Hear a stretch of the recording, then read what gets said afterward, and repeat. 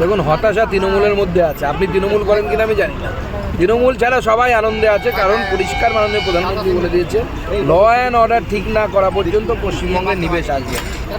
এখানে নিবেশ আসবে, উনি এখানে ইহাপে এই শব্দটা ব্যবহার করেছে।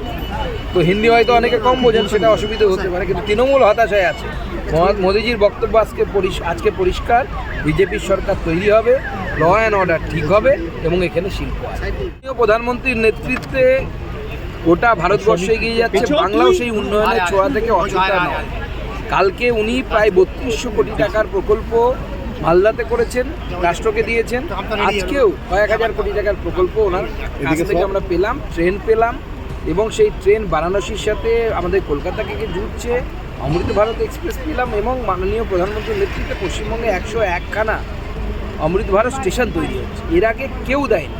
আমরা 4 গুণ করেছি। মমতা বন্দ্যোপাধ্যায় যখন রেলমন্ত্রী ছিলেন তখন 4000 কোটি টাকা বাজেট ছিল, আমরা 13000 কোটি টাকা বাজেট করেছি শুধু রেলওয়ে, 3 গুণ বৃদ্ধি।